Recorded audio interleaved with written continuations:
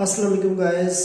आज हम बात करेंगे कि जो ज़मींदारा है, जो एग्रीकल्चर का शोबा है, उसमें कैसे कामयाबी हासिल की जा सकती है, कैसे मुनाफा कमाया जा सकता है और कैसे उससे जान छुड़ाई जा सकती है, ये भी आपको एक बताएंगे।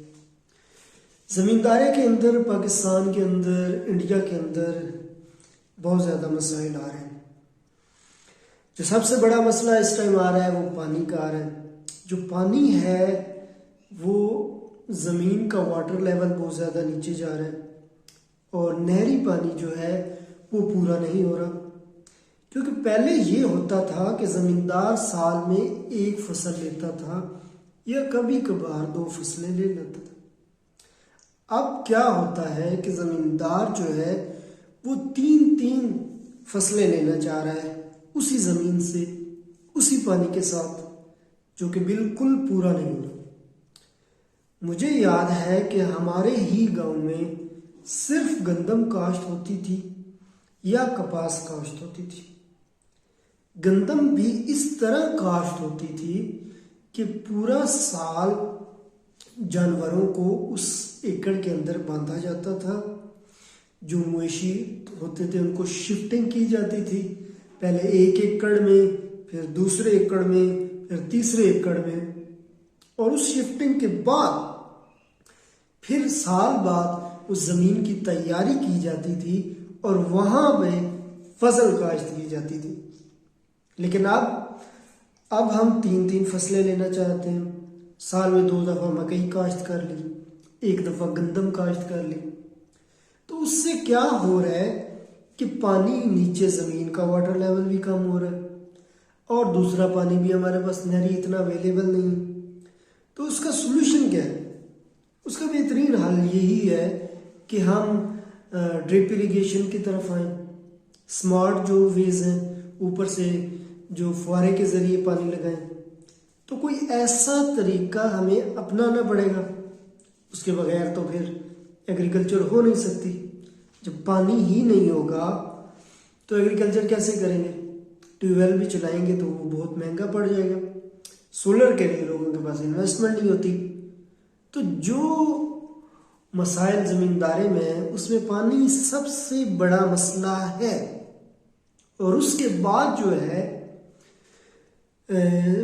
ज़मीन की डिवीजन, उसको भुट्टो इस्लाहात भी कहते हैं पाकिस्तान में। तो उसको कि भुट्टो ने एक रूल निकाला था कि ज़मीन को डिवाइड कर दिया जाए और जो बड़े जगीरदार हैं, बड़े ज़मींदार हैं, उनको ख़त्म किया जाए।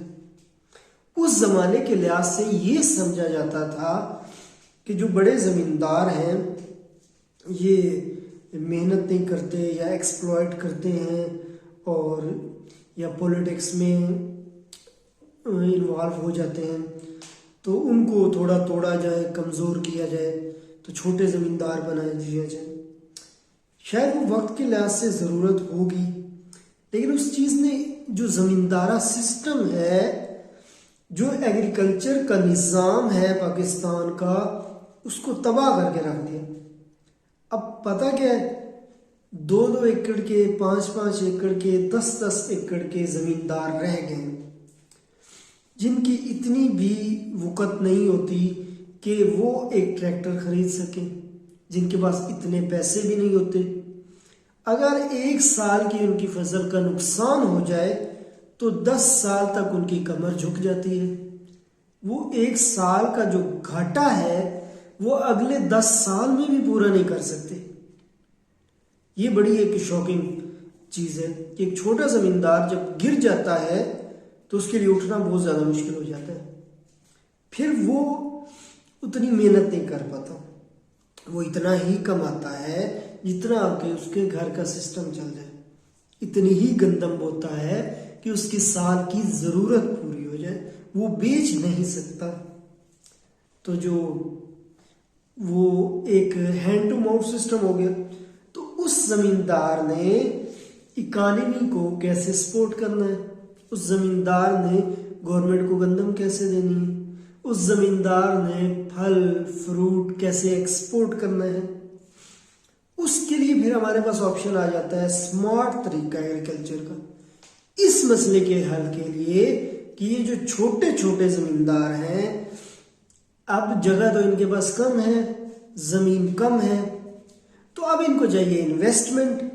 ये टनल फार्मिंग कर लें या किसी और तरीके से स्मार्ट ड्रिप इरिगेशन के जरिए ज्यादा चीजें उगा लें, ज्यादा जो है फसल उगा लें, 1 एकड़ से ज्यादा पैदावार ले लें। अब इस चीज के लिए जो हमें मसला दरपेश आता है वो इन्वेस्टमेंट का आता है। इन्वेस्टमेंट हमारे पास नहीं होती। उस छोटे जमींदार को टनल फार्मिंग के लिए लाखों रुपए चाहिए, जो कि उसकी इनकम नहीं होती, ना उसे कोई सपोर्ट करता है।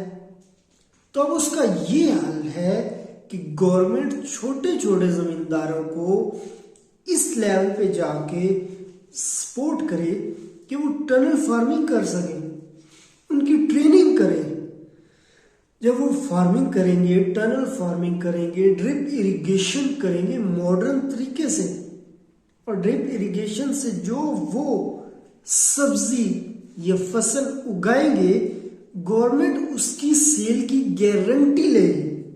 सबसे बड़ा मसला तो यही आड़े आ जाता है कि जब फसल जमींदार की हो जाती है तो आगे सेल नहीं होती, उसकी गवर्नमेंट गारंटी नहीं लेती, उसको आगे पूछने वाला कोई नहीं होता। हमारा अभी गंदम की बिजाई का मौसम था तो यूरिया शॉर्ट हो गया था, यूरिया मिलना बंद हो गया था, और जिनको ब्लैक में मिल भी रहा था तो 5,000 की 3,000 वाला यूरिया 5,000 में जाके मिल रहा था। अब 3,000 3,500 वाली चीज 5,000 वाले में सीजन में मिलेगी। जब हमारा एक यूरिया के ऊपर कंट्रोल नहीं है तो हम कैसे एक्सपेक्ट कर सकते हैं कि हमारा बड़े लेवल पे सिस्टम अच्छा हो जाए जमींदारी का। बड़े लेवल पे आप कैसे सपोर्ट करेंगे फार्मर को? आप टनल फार्मिंग में कैसे सपोर्ट करेंगे फार्मर को? ये एक बड़ा इश्यू है कि हमें बड़े लेवल पे फार्मर को टनल फार्मिंग पे ले आए। जब उसने एक आप उसको खाद नहीं प्रोवाइड कर सकते तो आप उसकी फसल को कैसे बेचोगे?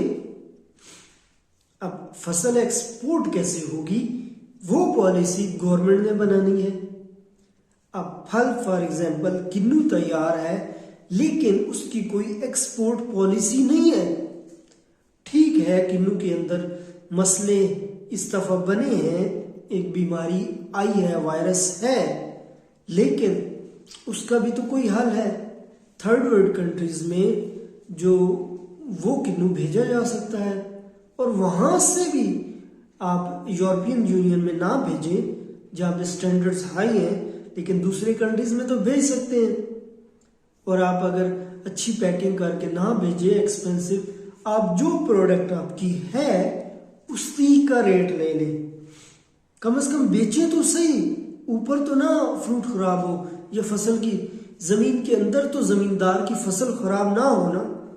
एक ये चीज तो हम कंट्रोल कर सकते हैं, हम ये चीज तो कर सकते हैं कि एक्सपोर्ट पॉलिसी बना दें जमींदार के लिए। जब तक ये मसले हल नहीं होते जमींदार तरक्की नहीं कर सकता, और जमींदार उठ नहीं सकता, और जमींदार नहीं उठेगा तो आप यकीन कर लें कि ये मुल्क नहीं उठ पाएगा।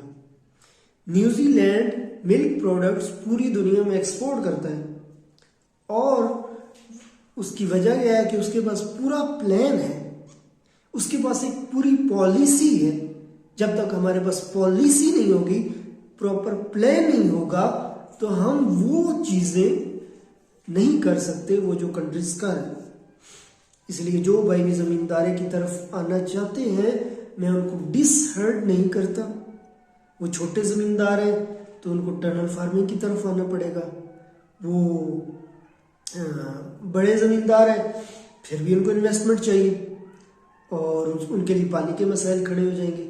पानी का अल्टरनेटिव यही है, आपका ड्रिप इरिगेशन की तरफ आना पड़ेगा। और ड्रिप इरिगेशन भी लोग लगाते हैं लेकिन उनको प्रॉफिट नहीं होता, उनकी मैनेजमेंट नहीं होती, क्योंकि ड्रिप इरिगेशन के लिए भी आपको एक फिजिबिलिटी पहले बनानी पड़ेगी कि वाकई ड्रिप इरिगेशन से मुझे फ़ायदा होगा कि नहीं, या मैं इतनी इन्वेस्टमेंट कर रहा हूँ तो आगे मेरी वो चीज़ बिकेगी या नहीं। तो ये थे एक डेयरी फार्मिंग के, एग्रीकल्चर के मसाइल और इनका जो सॉल्यूशन। तो अगर आप एग्रीकल्चर में आना चाहते हो तो इन मसाइल को ज़हन में ज़रूर रखिएगा और पहले इन मसाइल का हल सोचें, फिर एग्रीकल्चर में आए। छोटे लेवल पे एग्रीकल्चर करने का कोई फ़ायदा नहीं है। इस टाइम पाकिस्तान में एग्रीकल्चर करने का कोई फ़ायदा नहीं नज़र आ रहा, लेकिन फ्यूचर ब्राइट है एग्रीकल्चर में, फ्यूचर बहुत अच्छा है। अगर हमारी एक्सपोर्ट पॉलिसी अच्छी होती है, अगर हमारी गवर्नमेंट हमें सपोर्ट करती है, तो फ्यूचर जो है वो उस पाकिस्तान में एग्रीकल्चर का अच्छा है। अगर आप बड़े लेवल पे करते हैं, अच्छे लेवल पे करते हैं, मॉडर्न तरीके से करते हैं, तो फ्यूचर है। तो ठीक है गाइस, अपना ख्याल रखिएगा। Take care. अल्लाह हाफिज़।